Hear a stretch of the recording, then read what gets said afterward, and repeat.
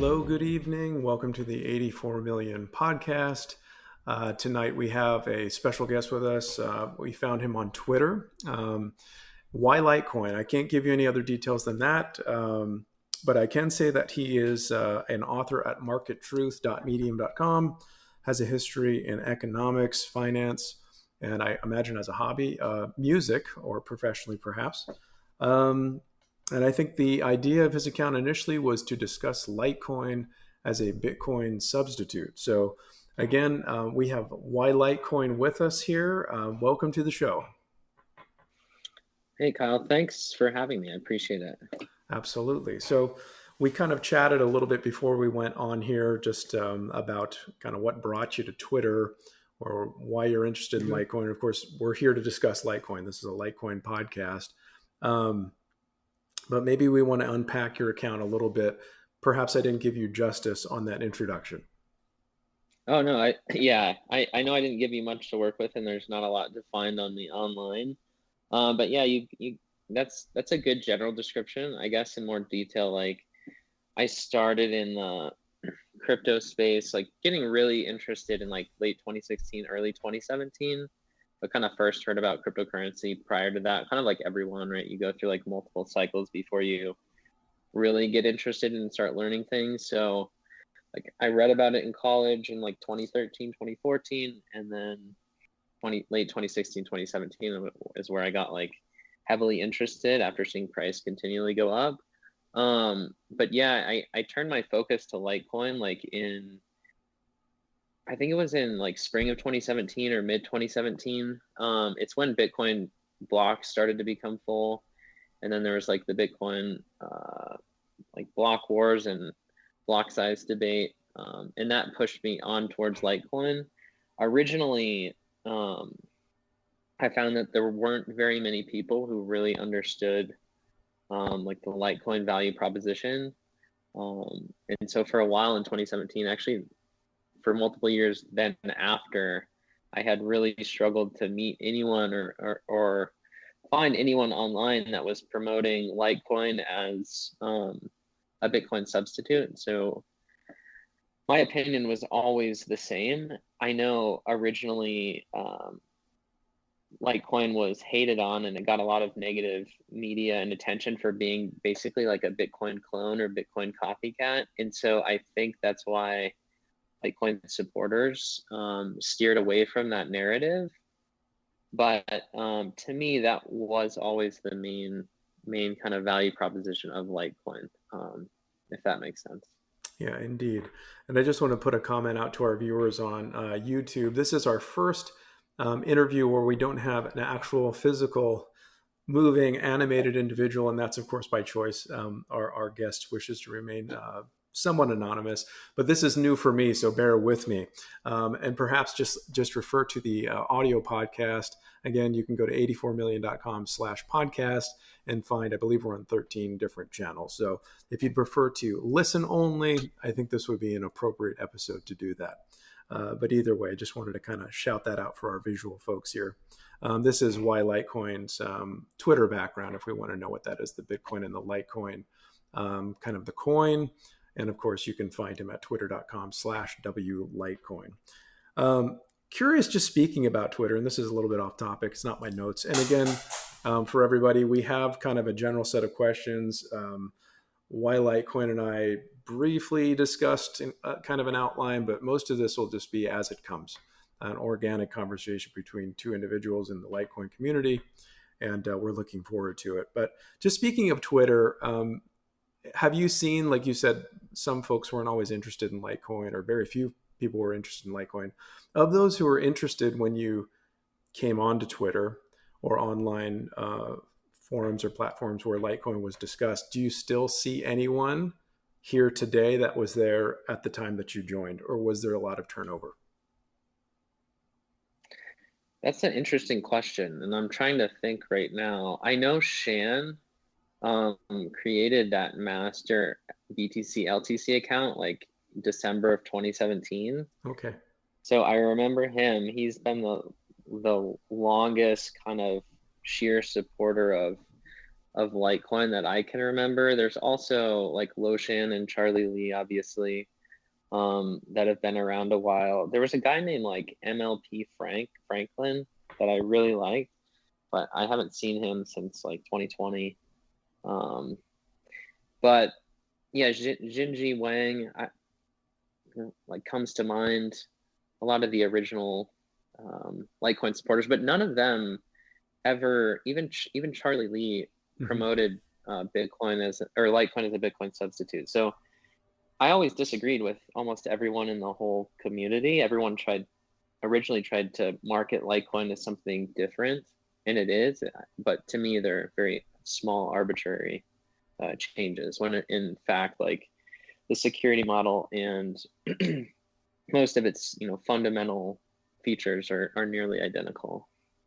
Indeed, indeed, indeed. Maybe we want to discuss that.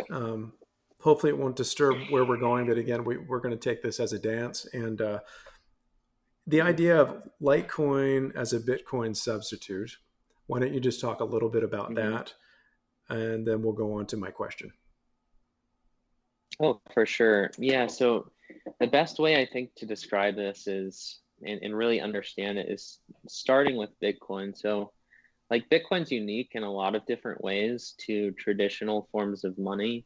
Like it's very different to dollars or gold or silver, the money we've become used to like transacting with and have a history to look back on. Like one, there's no other money in the world that has a fixed supply cap, and I think that's very well known in the entire crypto community. So Bitcoin has a supply of only 21 million that will ever be mined, whereas gold, dollars, right, they don't have a finite supply. And that's very, very hyper focused on within the crypto community. But the neglected difference that's also makes Bitcoin very unique is this demand side limitation as well. So even though it has a fixed supply, it's also limited in demand. And the reason for that is because the more people that use Bitcoin, the more expensive it gets. And so it's unique in that it's fixed supply, but also unique in that there's only a limited amount of demand before you start to price out certain transactions, because as demand increases, the cost increases, and therefore, lower value transactions become unfeasible to be used for purchases of Bitcoin. And some folks actually in the Bitcoin, pardon to interrupt, some folks in the Bitcoin community actually just kind of suggested, and I forget which Twitter account published this, but kind of conceded that, how do we say this, that Bitcoin isn't really to be used by those that are maybe with less resources. We used to talk about a narrative: buy your coffee with Bitcoin, or the unbanked and other than first world countries could have access to permissionless wallets and finance with Bitcoin. But now that seems kind of like a non-fact. Would you agree? Yeah, no, 100%. Yeah, for sure. And I think that's the way this narrative will inevitably go, because Bitcoin transaction fees have to rise over time to maintain a certain level of security. And so I think you'll see narrative shifts around the Bitcoin speculator community to just say, oh yeah, Bitcoin was never intended for that. We knew that all along. Even though like a couple years ago, people did market it as to be used for small transactions like everyday purchases. But that's why I developed this like core thesis of Litecoin being a Bitcoin substitute, is because I knew this was inevitable. I knew that as blocks became full and fees rose, even despite having tools like the Lightning Network and other credit layering solutions, I knew that once the base transaction fee rises, the fees would rise up through those other layers as well. And so there was no real fundamental way to scale Bitcoin. And so there would be a rise for a substitute, and Litecoin was just perfectly positioned to fill that role, just because one, it has a different mining algorithm, so it's not going to compete with Bitcoin in terms of hash rate. Like the Bitcoin miners can't attack the Litecoin network. And then two, it was released in 2011. And so it already had established these network effects for quite a while. And we've kind of seen, if you look at the public blockchain data over the last decade, every time, starting in 2017 when Bitcoin blocks first became full, every time they did, you saw an increased demand for LTC. And we just recently, over the past month or so, with the rise of ordinals, saw that activity kind of explode. And again, Litecoin acted as a substitute. It acted as like the off-ramp or gateway for Bitcoin transactions that got priced out of the Bitcoin network. And what's really interesting is Litecoin transactions actually passed Bitcoin's in the last week. Yeah, that was pretty amazing. In total number of transactions. So yeah, I saw that too. I think a lot of us did, and that's definitely remarkable and a feat. Yeah, very good. I know when we kind of messaged one another, we talked about using Litecoin as money, maybe ordinals, LTC20 tokens, et cetera, and we'll get to that. But what's your case on why does it make sense? And maybe you just sort of answered that. I believe in part you did, but why does it make sense to use Litecoin now versus in the past? Yeah, so in the past, you really never had a real need, outside of a few times where Bitcoin transaction fees really rose above a level that priced out a lot of transactions. When you have a money that has greater network effects like Bitcoin does, it's more valuable. And if the cost of using it is low, it doesn't make sense to ever use an inferior money. So there's never really a reason to adopt a substitute outside of Bitcoin, because just use the more secure, more widely accepted money. It's more valuable. And so you never saw this reason to use anything else. But now, just recently, over the past month, where Bitcoin transaction fees went to like $30, now there's a real reason to swap out of it and use something else. And the thing that's closest and second most secure, second most liquid, second most widely adopted in terms of network effects is LTC. And so it's a pretty easy sale. To me, it's a lot like, and I've compared this in the past, it's like comparing cities to cryptocurrencies, right? Like if you lived in New York and the rent increased by 3 times, in Brooklyn had been growing up and had sufficient network effects, and really the trade-off of living in Brooklyn versus New York City wasn't that big, you'd see a lot of migration over to that second tier city. And so that's what I think is happening. You're just seeing cost rise in like the trade-off of using a slightly less secure network. Makes a lot of sense for people. Yeah, I would agree. And I would also add the fungibility aspect. And we've discussed this again, episode 1s with David Burkett, who basically wrote the code for the Mimblewimble extension blocks upgrade. And with that, Litecoin now has a fungible, more private layer, which it didn't before. And of course, that Bitcoin does not have on layer 1. They have liquid solutions as a layer 2, but they do not have that as a layer 1. So I think that's another case for Litecoin now versus in the past. And it's actually interesting. Today we're recording this on May 18th. May 19th marks the first year, or I should say year 1 has been complete with MWeb having launched.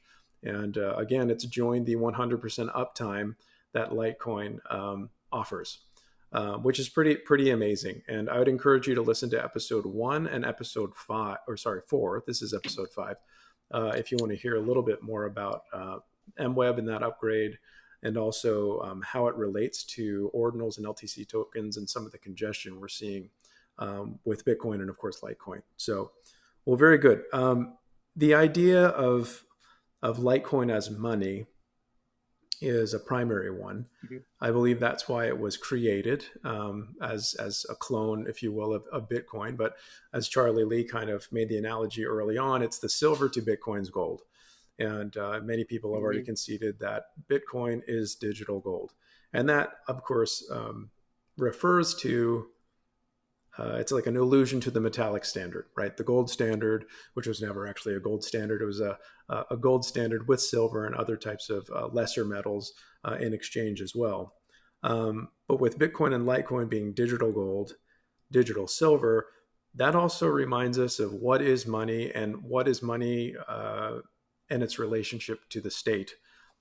Did you want to go and talk about that a little bit? The separation of money and state as it relates to Litecoin or Litecoin and Bitcoin? Yeah, I think there's a couple interesting directions to go with respect to the separation of money and state. I think first off, and this is probably one of my most unpopular opinions that I've had for years, and have grown to know that just by interacting online on Twitter. And that's, I know a lot of people think that eventually the state will adopt Bitcoin or will get some sort of pro-Bitcoin members of Congress or a pro-Bitcoin president in power, and then they will just vote in Bitcoin as like the new gold standard, but instead will just be on a Bitcoin standard. That was a very popular narrative that had been spread around within the crypto community for quite some time. Mm-hmm. But to me, I always disagreed with that concept, because I think if you could vote for better money, then you wouldn't need to pay for the expensive security model that Bitcoin offers to protect itself from government. So if we could solve this solution politically, in my mind, that's a lot cheaper way to do it. And then we wouldn't even need Bitcoin. We could just make a new political money that didn't have inflation and didn't have censorship. To me, the core value proposition of Bitcoin is as a black market money, meaning it can protect itself from the state by being censorship resistant and being basically inflation proof. So I know that's super unpopular, but to me, that's what the security of model of Bitcoin is designed to do. And once people learn the reality of this, I think we'll see quite a bit of a shift, like a bifurcation in the market. So that's interesting. Then, I'll go on that. So, and I think we're already seeing the foreshadowing of this. There's already been announcements. There's the FedNow system at the Federal Reserve Bank for the Americans who are listening, which would be more so applicable to the United States. That's not necessarily a blockchain, but they've alluded to what form it may take. And then the idea of a central bank digital currency, which would be I would say, well, I don't want to say Bitcoin-like, because I think it's probably nothing like Bitcoin, but it would be a crypto, purely digital. Now, granted, our fiat system is already nearly 100% digital, but so there's already discussions about central bank cryptocurrencies, CBDCs. So you don't see Bitcoin or Litecoin as adopted by the state. You see them acting in tandem to central bank digital currencies. I see them more as like polar opposites. Like, I think the governments will try to enforce more control and go the route of central bank digital currencies, because it gives them even more power beyond what they had through the traditional fiat currencies. To me, the real two differences between state money and non-state money is really just the ability, to censor and control where users transact, and then tax them. Those are the two main value propositions of state money to a government. And Bitcoin, to me, is the polar opposite. It allows users, through its decentralized security model, to protect themselves from the government that wants to tax and control where they spend their money. So to me, I don't think they'll ever work cooperatively. I think it's like socialism versus capitalism, right? They're not compatible at all. They're two competing ideologies that want the exact opposite end goal. Yeah, I would see it as that too, and I would think really the origins of the space. Granted, there's a lot of ideas in the crypto space now versus when Bitcoin was launched or Litecoin was launched. I came in it through the avenue of more of a libertarian model, and some of us remain, Hmm. although you don't always see Hmm. it anymore in the casino. But yeah, the initial principle Hmm. was, it was, as you, I think you said, the antithesis of central money or centralized money, fiat currencies. That was the antidote. Really, it was offered Hmm. as the alternative system, and here you go, cat's out of the bag. And initially, of course, the narratives Yep. was to destroy it. Drug money, terrorists, prostitutes, whatever, evil thing you can attach to it, we will do it, meaning the state actors. And then when Hmm. that was unsuccessful, then it's, well, how do we control it and domesticate it? And I think that's still under play, um, and we'll see where it goes. But ultimately, yeah, it is independent. Bitcoin and Litecoin are independent of the state. Now, I imagine the state could invest in Hmm. mining equipment, and I don't know how much money it would Yep. take. There's probably somebody who can answer that, and maybe if you know, message on Twitter or leave a comment, how much energy and money it would cost to literally take over one of these networks. I don't think it would be feasible. Um, but Yeah. with the resources governments have, especially the United States and its printing press, I don't know really how to answer that. But Yeah. as of It's. this time, it's decentralized. Mhm. Go ahead. Hmm. Exactly. To me, the scariest part is like the longer we stay in this white market phase where we build up these legal white like publicly traded companies that grow bigger and bigger and outcompete smaller miners. So like these major publicly traded Bitcoin mining companies, the bigger they get, I think the easier it is for the state to like capture Bitcoin, because it's very easy for them to go to whoever's the CEO of these companies and say like, hey, we want you to censor these transactions, and like get enough mining pools and mining companies to make it like just outlaw certain, blacklist certain addresses, Hmm. um, start censoring transactions. So the longer we stay in this phase where we're all like speculating in the casino and investing money through like Fidelity into Bitcoin, I think the bigger the risk um, to the state, or basically the easier it is for the state to be able to capture that, because it can automatically very quickly with just like enough votes outlaw um, certain types of transactions, or just add an inflation rule change into Bitcoin. And it's up to the independent small miners to kind of Yeah. overpower this. Interesting. And if it was So. custodied by a third party as well, you mentioned Fidelity or something Mhm. else. We don't typically use Fidelity as a bank, but I know that there were, under the Trump Mhm. administration, rules near the end of that administration that was suggestive of banks being able to start custodying crypto assets. We haven't seen a whole lot with it, and I Mhm. think it's because the current environment is pretty chilling. Um, but let's say you have a Bank of America account or Citi or Wells or whatever major bank, and you can actually hold your Bitcoin or your Litecoin or your Ethereum, whichever, in that account. You're in the custody of another bank. And if we think of kind of the earlier launch of Bitcoin, around that time was the issue in Cyprus, right? When people were basically getting a haircut with their bank account. Couldn't you do that with your Bitcoin or Litecoin or crypto assets if it's in a bank account? Oh, you have over X amount, we're going to take the difference. It's happened with fiat, and I Mhm. think in that environment, you would no longer be operating on a private key system, and they could do the Mhm. same thing. Am I wrong? No, I don't. I think you're exactly right, and I think also, yeah, the more you start pooling into these custodians, the easier it is for government to pass a law that like forces a fork in the Bitcoin chain and makes one chain illegal, and one legal, where they can basically tax the money or inflate the supply. And if you don't actually have your keys and you're not, um, transacting through your own node, like um, you're not going to have any protection against that inflation. So like they can do exactly what they did with gold. Like once they took everyone's gold and nobody transacted with it, Hmm. they could say they have a gold standard and back it 1-to-1 with paper. But like once users stop transacting in it and they're relying on all these third parties, then they really don't have much protection against inflation. You're kind of trusting governments are going to be honest, um, Interesting. which never happens. Which doesn't So typically happen. Yeah. I have one more thing on that, yeah, so I actually. think, go ahead. Okay.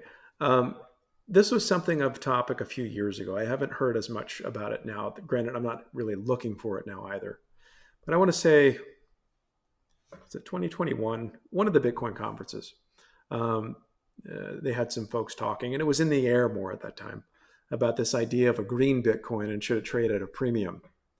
And that's something where I think if government was involved, we could definitely see the further destruction of fungibility, whatever fungibility Bitcoin has left with KYC, not a whole lot. You can only really have fungibility if it's anonymous. Generally speaking, there's problems with that too, but generally speaking. But when you're able to mark one as a, let's say, a dirty Bitcoin versus a green Bitcoin, that's another level of manipulation on top of this asset, which if I can go the route of Satoshi, I don't think he'd be approving. No, for sure. Yeah, that's the real risk is, yeah, that's exactly what's going to happen though. I mean, they are going to try to apply all of the same rules that they do to traditional money to Bitcoin. Once it's on these like white market legal platforms, there's going to be no value proposition left in the original Bitcoin. It's just going to become like state money. And the real thing that's kind of been frustrating to me amongst the crypto community is I think a lot of the Bitcoin maximalists and just people in general don't really understand how this Bitcoin, like how people actually have to secure the Bitcoin network, like in a distributed, basically anonymous way, and actually have to hide from government when it does inevitably become illegal to transact dirty Bitcoin. Like you're gonna have to resist using the Bitcoin security model as it was intended. So yeah, I don't think that's coming anytime soon, but eventually people are going to have to learn how to use this money anonymously to avoid getting in trouble with the government if it is illegal, or you're just going to lose the entire value proposition and we're going to go back to Bitcoin or like state money, but it's just going to be called Bitcoin, like green Bitcoin or whatever. Interesting. So let's talk about the future with this kind of on our, you mentioned you don't think it's going to happen now.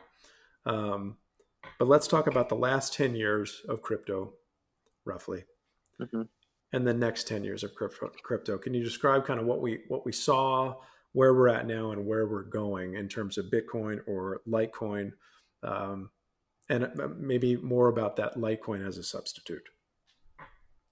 Yeah, for sure. So the last 10 years of Bitcoin are interesting for me to think about because, you know, it kind of started as a result of this financial crisis in 08, 09, right? Bitcoin was released right after that. And it like in its, I can't remember exactly the origin, but it had something about that article of like Chancellor on the brink of bailout. Yep. The first Yeah. ordinal inscription. Yeah, exactly. And to me, it's ironic because Bitcoin really has acted as the most risky asset, and has benefited the most in terms of price from this easy money policy. So even though Bitcoin really it is a solution to, you know, it's a that, you know, banking bailout crisis and inevitable sovereign debt crisis that we're heading towards, it's really acted for the first really like 13, 14 years of its existence as like the riskiest tool for speculation.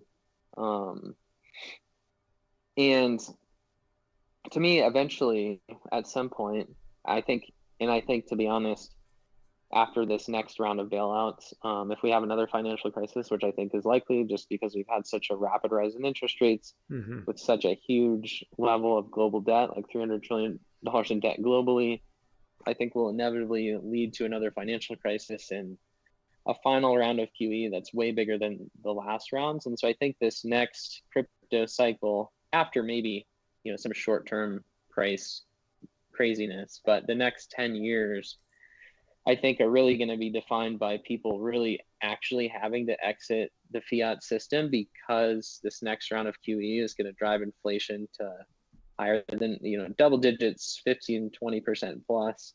And then we'll actually see like the real monetization of crypto, and then a real fight between governments trying to protect their fiat money and central bank digital currencies versus people who are really being impoverished and almost like forced to make this decision. Hey, do I want to stay a victim to this government inflation problem, or am I going to do something about it and try to protect myself and start these smaller closed loop, really free market economies that are technically illegal? I know that was really quick, but that's basically how I see the transition. I see it transitioning from a huge speculative bubble where there's not really any actual monetization going on. It's really just a casino to it actually being monetized. And then Litecoin to me is going to perform really well in that scenario, because once you actually see monetization of Bitcoin, which we haven't yet, like there's not even very many transactions happening on a daily basis. If you look at Bitcoin compared to like worldwide monetary demand, fees are going to go way higher than they are right now. And once people see that, I think Litecoin will be used really as money. And inevitably and eventually, I think will be priced like almost at a 4-to-1 ratio with BTC. See, that's interesting too, because it's coded to that degree, of course. 84 million. There will never be more than 84 million. Not Litecoin, and 21 million Bitcoin. And granted, some of them are actually lost. I think I saw a graphic the other day saying 6 million Bitcoin are lost. And I'm curious what the number of Litecoin that are no longer accessible. I'm wondering what that number is. Interesting. So it doesn't sound like a very bright future, at least acutely under the conditions where inflation is so bad. We really have no other alternative than to, all of the money is bad in terms of government money. Now, maybe we can count gold, silver, and some physical assets that could function and appreciate like a Bitcoin or a Litecoin would. But it doesn't sound like the brightest picture you paint. So maybe two questions. At what point would government say Bitcoin has become a gigantic problem because too many people are running to it? Granted, Litecoin, we'd throw that in. If you have a price, or maybe it's the alternative where it's gotten so bad where there's no resources or actual ability for governments to stop or prevent or dissuade people from the mass exodus, if that is indeed one of the scenarios. Yeah, I think on your second question, I don't think we'll ever get to the point where governments just give up.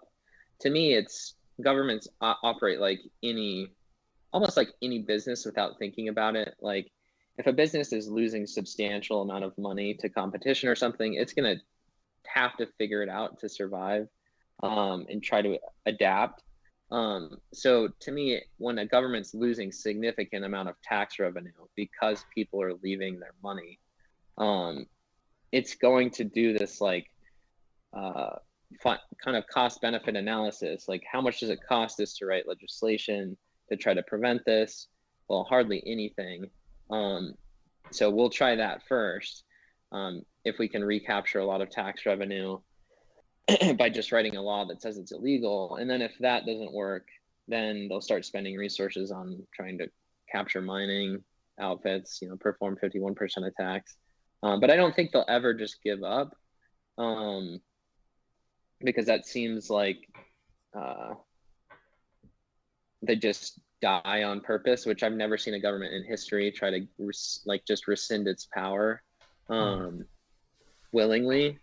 It takes like revolution for people actually, trying to fight the government, risking their lives. But I've never seen in history a government willingly just surrender its power. And I forgot, what was your first part of the question? Well, and that's interesting. I want to jump on that too, but for the sake of helping you answer my first question and not rabbit trailing further, is there a price point where Bitcoin becomes a problem for government? Yeah, I In other think words, it's $100,000, or the million that was thrown around a few years ago. Where is it where it becomes a significant, like, we can't stop this in terms I of don't think they adoption care and about people price. dogpiling it? I don't think they care about price. I think they care about losing tax revenue. So like nobody's using Bitcoin to like evade taxation of the money. People are still only transacting with dollars. Hardly anyone's transacting with Bitcoin. Mm-hmm. And that's why I think you haven't really seen any major attempts from governments to stop it. Like you've seen them kind of become concerned even with minimal usage of Bitcoin.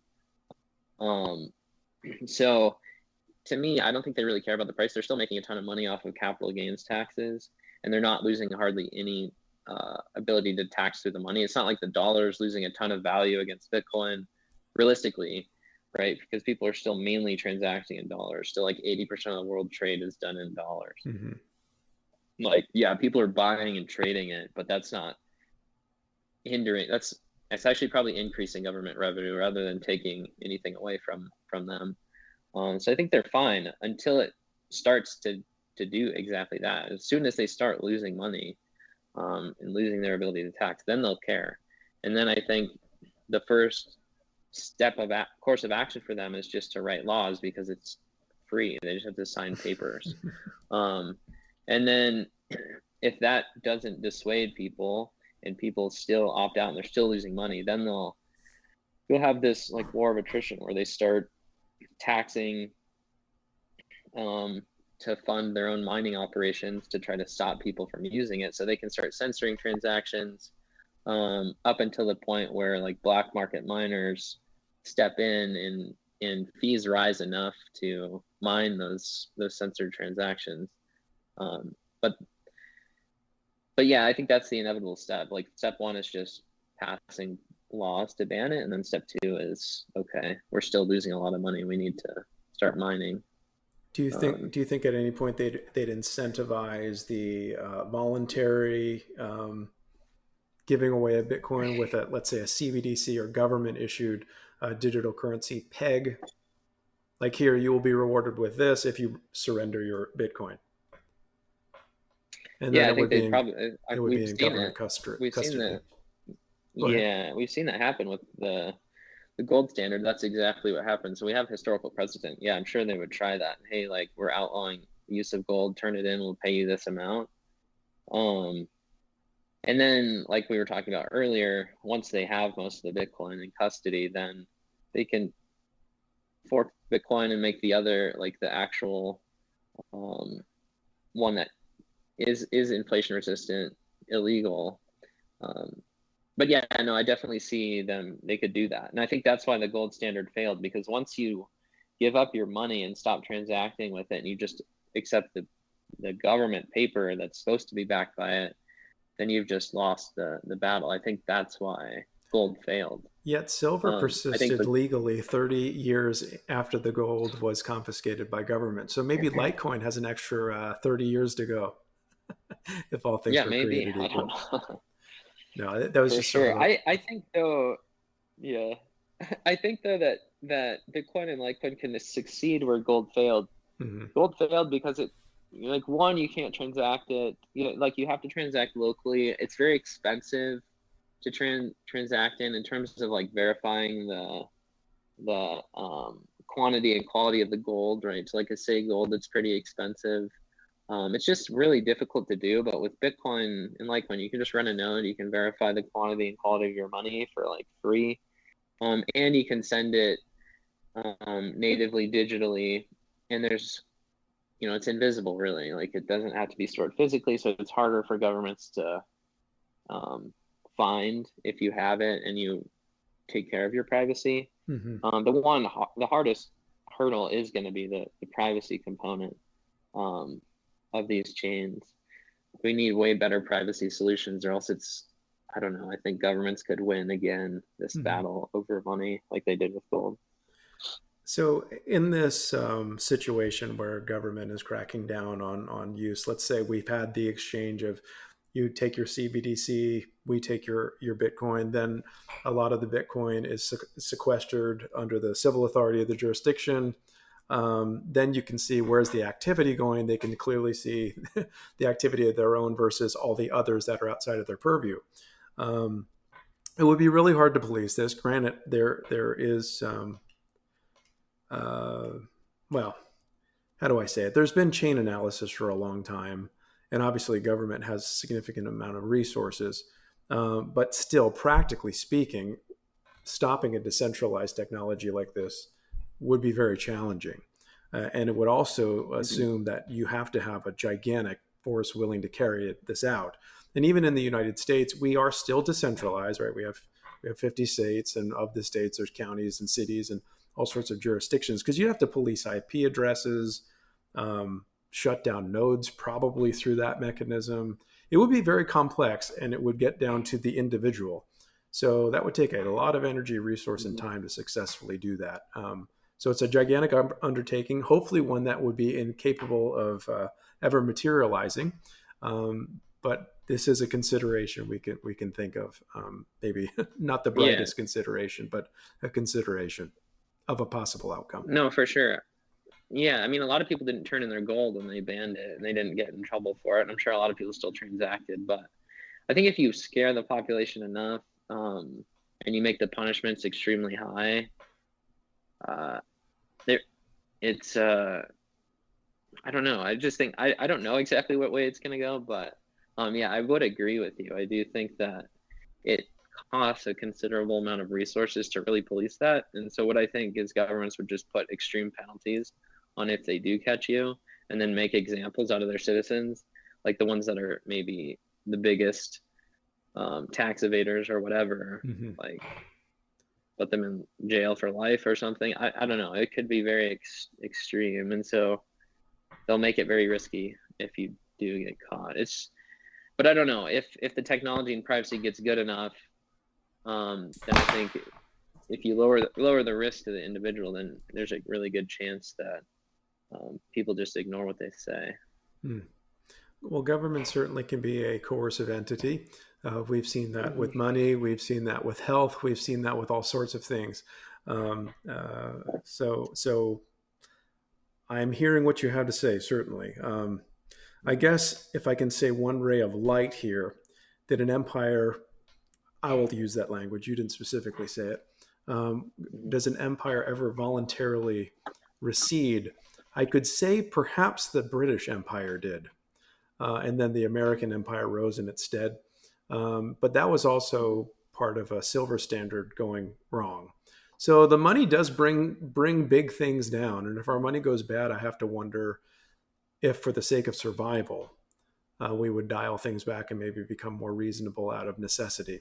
Um, but I could see it. It's a coin toss whether you're in extreme tyranny or maybe a more benevolent system, due to the fact that you don't have another option, to maybe dial things back more gently. Mm-hmm. But to be seen.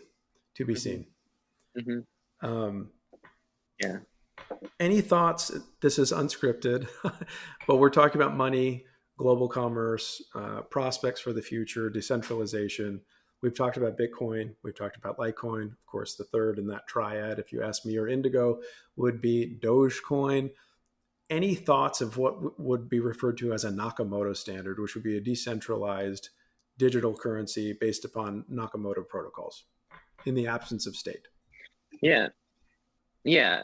Uh, I've always just thought of them as, and this is like actually coined by Eric Voskuil, but I agree. I think um, Bitcoin, anything that shares Bitcoin's fundamental like security model and properties, you can call it whatever you want, Nakamoto standard or just a Bitcoin.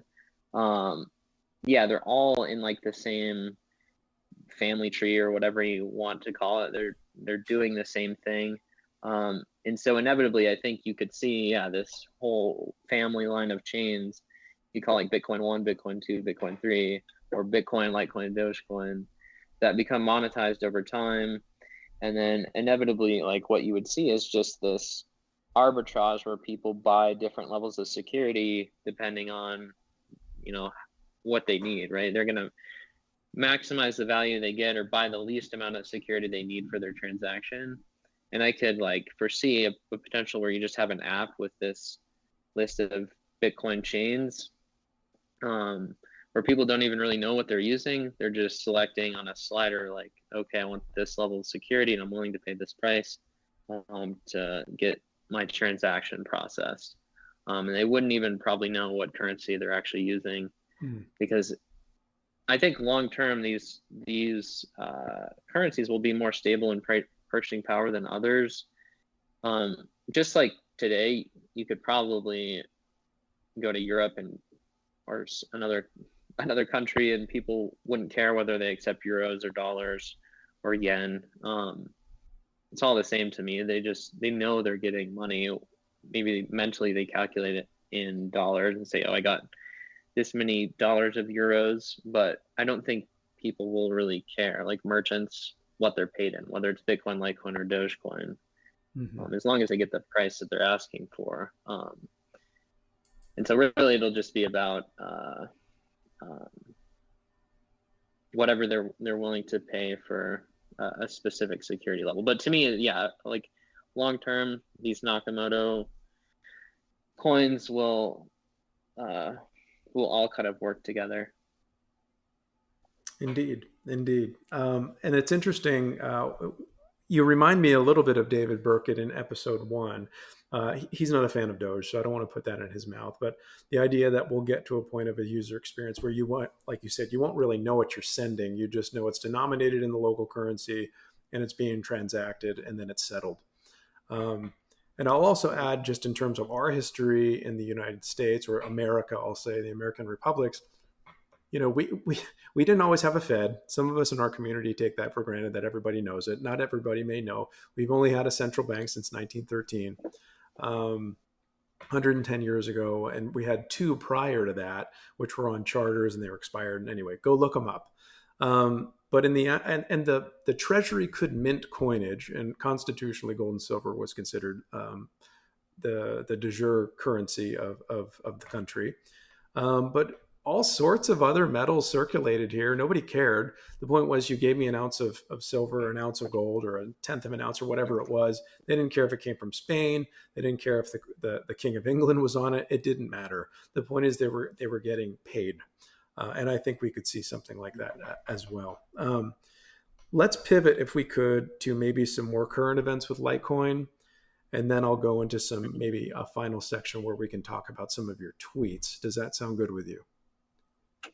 Sounds perfect. All right, very good. So what excites you? We were talking more of a, again, I'll say it wasn't very, how do I say it? Not the most optimistic conversation. It might be realistic, but not the most fuzzy feeling, when we're talking about hyperinflation, government tyranny, the total state, et cetera. So maybe we can bring it back and talk just about more of the pop with Litecoin and Bitcoin right now, which I would say would be LTC20 tokens and ordinals. What's your thoughts on these new kind of up and coming first chain modifications on Litecoin, or on chain layer 1 modifications on Litecoin? It is pretty exciting to me for a lot of different reasons. Like, one, every bull market cycle, we've had some type of speculation on a chain. Mainly it was through Ethereum and ERC20 tokens, ICOs, IDOs, and then there were like decentralized exchange type things on Ethereum. And then we had so much demand for Ethereum type Ponzi's, I would call them, that we had all these other platforms that could launch tokens like Solana and Avalanche and all these other various like Ethereum smart contract quote unquote platforms. But now it's finally like actually happening on Bitcoin and Litecoin. And so to me, one, like what's bringing all this speculation is kind of a reversal in central bank liquidity. So we've seen like a rekindling of quantitative easing, even though they're not calling it that. But every time we have like increase in central bank balance sheets, it seems like you draw in more speculative activity. And what's exciting is that it's finally happening on Litecoin and Bitcoin. And so I think probably if we do end up seeing bullish price action like continuing for Bitcoin, that you'll see even more crazy speculative demand for Bitcoin ordinals, and that'll push up fees really high, and then you'll see a huge rush to use the same type of ordinal stuff happening on Litecoin. So that's exciting, because if you're a Litecoin holder, that means price can go kind of crazy and perform almost like what we saw in the 2021 cycle with those smart contract platforms. And then two, what's also exciting is that if we do see bullish price action here, it's the first time we've ever had a bull market while Litecoin is about to have a halving event. So there's a lot of narratives that can really push Litecoin price up in the short run, which is exciting. But as far as like specific use cases for ordinals, I don't know enough about them to really have an opinion. To me, it looks like just random speculation, similar to the ICOs and random smart contract things people were doing in 2021. I don't think, to me, it's hard to believe there's a lot of substance there. Maybe there is, but I mean, how many like actual innovations have we seen that are actually making a difference for humanity since the launch of, I don't know, Ethereum in 2014? Like, what really has solved some fundamental issues that's like really making an impact? I don't even know if there are any. So to me, this seems like more of the same speculative type activity. A new iteration of hype. It's interesting, Yes. but that is part of the the market. And I was talking again with David Burkett in episode 1. I'm just like, man, if you just scroll through some of these ordinal inscriptions, I mean, it's depressing what's being minted. And but again, I'm not in those markets, so what do I have to do with it, right? It's going on despite me. Yep. And it is benefiting miners. It's benefiting Litecoin. Luke, on our previous episode, he was saying we're seeing bull market levels of new addresses and activity. And again, as you stated earlier in this conversation, the Litecoin number of new addresses surpassed Bitcoin. And this is in a bear market. So what happens when it's a bull again? So I think it actually is benefiting Litecoin in terms of just the number go up theory. Over time, it's just it's being utilized. Litecoin now has further use cases, and silver, we used it as money. I actually tweeted this earlier today. Silver was used as money. I like to think of silver as money, but weren't there cutlery on kitchen tables, and you can use it as a oral throat spray, or basically sterilize your medical equipment. There's lots of other uses for it, electronics. So we can kind of have a Swiss Army knife situation with Litecoin, as we've had for the multi-purpose uses of silver or gold. Yeah, exactly. No, I agree. Yeah, it's definitely helping LCC price action, and everyone in the Litecoin community. If price goes up, you'll get a lot more followers and help you monetize content. It's like, it helps everyone, at least in the short run, and it gets Litecoin's name out there. I don't know long term if that helps, but no, it does excite me, because we're all, obviously, I think most of us are speculating on the chain, and so it's cool to see adoption and like people utilizing it in different ways. But as far as like actual substance goes and long-term value creation, maybe, but I don't know. Like, just, I'm always skeptical, and you could say I'm negatively biased against these things, but I try to be realistic. I think MWeb was definitely a leap forward for Litecoin. And if you consider, actually, Master tweeted this out earlier today after the Saylor interview, saying that the block size should never change on Bitcoin, and it would be a moral issue because it's disadvantage to the miners. And anyway, I don't see Bitcoin adopting an extension block like Litecoin did. I don't see MWeb type technology going to Bitcoin. But we have it, and I do think adding that fungible, more private layer is pretty neat. And I think that is a leap forward. No, it's not perfect privacy. It is not Monero, but I think it's a functional Mhm. form of privacy, confidentiality that works. And so I think that Yeah, actually was a pretty huge accomplishment in the past year for Litecoin. for sure. Yeah, 100%. I agree. I think privacy is the main, the biggest issue in Bitcoin right now. And Litecoin, even though it's not perfect privacy, but it's a step in the right direction. And so yeah, no, I agree 100%. That didn't affect price at all and hasn't gotten No, really any it didn't. adoption. But there's, but again, like the reason for that is that we're still in the casino phase. So like eventually there will be adoption when you need privacy. Nobody really needs privacy right now, Yeah.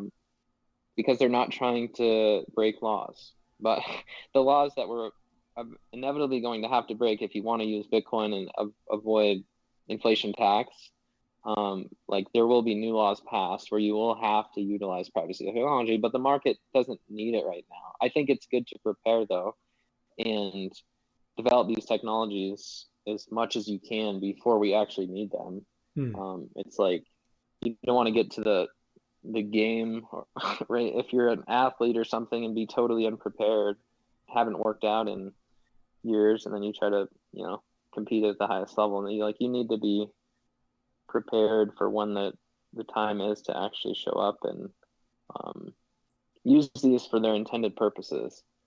Yeah, yeah. Another thing would be mobile adoption too. A lot of people aren't really, well, I don't want to say a lot of people. You can look up the statistics, um, but many people find it more convenient to transact with their smartphone or whatever. And currently, there's no MWeb Mm-hmm. on any mobile wallets, and Mm-hmm. I would think that would be a terrific, future development for the community, whether it's the Light Wallet or Cake Wallet. I think it would make it special sense for the Cake Wallet to do it because they integrate Monero. So if you wanted to kind of do the private, semi-private chain, why not do it there? But we will see Mm-hmm. mobile adoption coming for MWeb. I know David Burkett's been working on it and publishing things along those lines. We just have to see it done.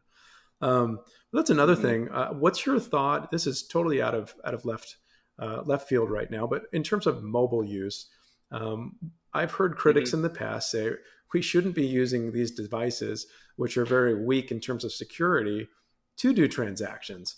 It is better to use. Now, granted, we just had a ledger situation just within the past few days with a cold storage wallet, which there's issue with keys and things like that and backups that's come out. And I didn't read a whole lot into it. I don't use it, but what's your opinion on using, let's say, a computer that's dedicated to cryptocurrency, nothing else, versus your cell phone, which has your GPS, Instagram, Facebook, all of your Mm-hmm. cross-pollinated permissions and everything else? What security-wise?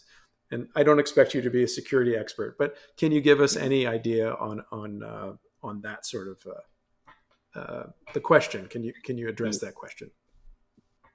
Yeah, my opinion on security is really like use whatever level of security you think you need, and it's really up to the individual, like personal preference. Like if you live in a safe neighborhood and you're not worried about any threats, do you need to put gates around your house or lock your door? I don't know, maybe not. But if you live in a different environment where there's break-ins, maybe you have to add different levels of security. So for me, I don't care what people use. I don't think it's like necessary all the time to just use desktop computers. I think it really depends on like what you're trying to secure against, Mm-hmm. um, and the level of privacy you as an individual want to have. There's better tools than others, but to me, it's like ultimately up to whatever the individual wants to do. I think um, if your goal is to be perfectly private and anonymous and have max level of security, you probably don't want to use those mobile devices. But most people don't care, actually. I think like That's a fair statement. Many they don't might care. care in the future though, and so we may need to educate people on why they may want to use higher levels of security and maintain better privacy just in case of, the future where I think we're heading. Maybe you don't want the government to have perfect knowledge of all the assets that you own. And so maybe it's smart to secure them in a way to have privacy just in case. Like, I would say it is kind of dumb to be careless about privacy now because you just don't think you need it ever. And then in the future, like, oh crap, I wish I would have done a better job at maintaining privacy. Now everyone knows everything I have. It reminds me a lot of like social media, where people would put pictures or things online and like, I don't care, anyone can see it. But then in the future, they go to like apply for a job and they don't get it because Yeah. they had, I don't know, a bunch of photos that didn't look too appealing. It's kind of like that scenario. I don't know if that's the Voluntary best analogy, surveillance. but Yeah, voluntary yeah, it's surveillance. voluntary. Mm-hmm. Yeah. Well, very good. Let's move it to some tweets. This was from May 10th. All-time high by July. Okay, and another tweet to kind of to tie into this one. The longer we consolidate, the bigger the move. Just a reminder that Litecoin has been consolidating since 2017. So unpack those two tweets for us. All right. So sometimes like I'm not the most serious on Twitter, although there's like underlying points where I actually do think this is possible. So yeah, one, we've been consolidating since 2017. So like in 2017, we had that run from like $4 to 400, and then we kind of consolidated sideways, like basically retested the all-time high in May of 2021. But there weren't really very many, narratives or reasons around Litecoin for it to actually break all-time highs. All the speculation was happening in Avalanche, Solana, like all these tokens on FTX. Like the whole market was positioned on kind of like the proof of stake side of things. But now, if you look at like the technicals, Litecoin's been one of the best producing assets over the last 6 months. You look at the halving coming up in August, and it's kind of historical price action with respect to what happened during previous halvings. You've seen quite a bit of price gains, and so you have all of these narratives aligning, along with, I think, macro conditions. So basically a reversal in course by central banks to not hike interest rates as much as the market originally expected them to kind of reverse course on quantitative tightening after these regional bank failures and start QE all over again. All of these things point to, for my opinion, just rapid price appreciation in a short amount of time. So that's why I was making those tweets. I don't know for sure. It's all speculation, but it just seems like it's the perfect storm for LTC specifically to finally do really well. And so it'll be interesting to see. Yeah. Do you have any ballpark where you think it may land? It kind of depends. Like, honestly, I think if Bitcoin continues up here, and like breaks this $30,000 level and proceeds to all-time highs, I think if you look at the LTC BTC pair, it looks like a similar setup to the Doge BTC pair. It's just on an extended timeline. So Dogecoin had like almost like 100x, I think it's like 70x move against Bitcoin in 2021. And I think Litecoin can do something similar, and maybe not to that extent because it's slightly higher market cap, but I think we can break all-time highs in the LTC BTC pair, just given the fact that fees already went to $30 and we haven't even seen a bullish trend. And if this next round of speculation is all going to happen on the ordinal side of things, which to me seems likely, then yeah, you could see a move similar to Dogecoin for Litecoin in the next 6 months. Yeah, Litecoin is really the one larger, more established cryptocurrency that hasn't done a move like this. Ethereum Yeah. did, and I think Ethereum will continue to probably do well. I mean, I guess the SEC could really make some statements and meddle with things.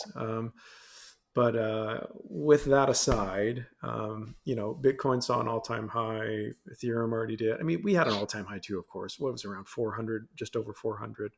But in the last cycle, it didn't happen. Hmm. Um, so I Hmm. think I would agree that, especially with the ordinal situation and just the increased activity on Litecoin, something certainly could be setting up. And I don't put numbers out there. I thought we'd see an all-time Hmm. high. I want to say in the 2021 end of year, and it never happened, Hmm. which was weird. Yep. That was the whole. Yeah, that was a weird year. So then I've just kind of been more mum since then. But I still believe over time it's inevitable. I think Litecoin is inevitable, and Bitcoin is inevitable. But of course, I favor Litecoin between the two. And Doge, I think, is fascinating as well. And I've considered it more seriously uh, in the past year or two versus prior to that. But anyway, I digress. Hmm. Another tweet, if I could. Again, we're I'm curious. This is a curious tweet. Crypto begins when companies like Coinbase end March 20th. Yeah, that was just in reference to basically what we talked about earlier, Mm-hmm. like the transition from white market casino speculation, which I think all these exchange platforms really are just casinos, to actual monetization of crypto. And so I say the word crypto begins because to me, crypto's main purpose was, as a separation of money and state, a reaction to bailouts. So if that's the intended purpose, we're yet to see that even to the most minimal extent. So I think these white market businesses, like these exchanges, will get regulated out of existence. And if you really believe that Bitcoin's core value proposition is to combat censorship and taxation in the money, then Coinbase isn't going to be the place you're going to do that on. Um, and so there's not going to be any use case for Coinbase outside of speculation. And if that era is ending, then those exchanges will die, in my opinion. I think they'll all get regulated out of existence. In the United States So or in other jurisdictions as well. I think in all major Western countries, uh, yeah, I think all governments go the same routes. I don't think the U.S. is much different from. I mean, I think the U.S. is a little more strict in rules for uh, financial transactions and banking, but I think that's primarily because we have the world reserve currency. But they're all pretty similar nonetheless. They all have the same central bank model. They are doing the same central bank policies. Um, and so I think the responses will be kind of unanimous and in tandem. I honestly think a lot of these countries coordinate, like the G7, the International Monetary Fund. I think they have shared interests, and so I think they'll kind of coordinate these things together, with the issuance of CBDCs and outlawing, uh, you know, illegal, or making certain types of transactions illegal. I think it'll all be the same in most developed countries. Very good, very good. Did you want to add anything else to this idea? Not really. I think we pretty much covered it. Okay, very good, very good. We'll land the plane here. Before we go, I will say the Litecoin Coffee Club, litecoincoffeeclub.com, also available at the 84 million shop. Roasting day was yesterday, so we will soon have our second batch of 100% Honduras, which is a specialty coffee, single origin from, of course, Honduras, and our friends House Roos Coffee. They're our roaster, and Jimmy Lee will be taking payment in Litecoin for all of the bags that we have secured. Batch one did very well. We have batch two available. Thank you to those who have already ordered it. Please see litecoincoffeeclub.com, or again, go to the 84 million .com shop to check that out. And why Litecoin? Since you're on the show, I'll be glad to give you a bag. However, we'll deal with details offline, and I'd be fine for you to designate Awesome. it to somebody else if you're not comfortable revealing personals in terms of addresses. But I'm Okay. excited about it. Cool. We've had a pretty good reception with batch one, and I'm glad to say that batch two is nearly here. So with that said, we'll land the plane. Why Litecoin, thank you for coming on the show again. Find Why Litecoin at twitter.com/WLitecoin. And any closing thoughts that you may want to share, the floor is yours. Well, thanks so much for having me on. I appreciate it. I've spent a long time away from the Twitter sphere, and I'm finally getting back into thinking about these things again. My subject matter knowledge is probably a little rusty just because my brain's been focused so much on other things in the last, I'd say like last 9 months. But no, I really appreciate you doing this. And honestly, I think you and Grant and other Litecoin community educators will get a lot more volume coming in, especially if price starts doing well. So I think it's good that you started doing this when you did, because I think there's going to be a lot of demand for educational content on on LTC going forward if we're right about price inevitably going up. So yeah, best of luck and thanks for having me on. Well, thank you for coming. And of course, we're grateful for Grant and the other folks in the community. I echo that, and I look forward to see who we continue to have on the show. And maybe we'll be having you back in the future. I think that would be great as well. So anyway, folks, thanks for tuning in to episode 5 on the 84 Million podcast. We are glad to be here providing whatever education we can about Litecoin, highlighting folks in the Litecoin community, developers in the community. We're just glad to have this resource, and we hope that these are standalone, evergreen episodes that can be of help to you, whether you're tuning in on published date or in the future. So anyway, check us out at 84million.com. Again, if you want to find the 84 Million podcast, go to 84million.com/podcast. You can see some of the latest videos. You can stream directly on the page, and you can find us on Spotify, who else? Amazon, Apple, all the major ones. They're there. Again, I believe there's 13 of them. And on that the podcast page, you can find all of them. So whichever platform you wish to subscribe, please find them there. And with that, we'll let this one go and see you guys next time.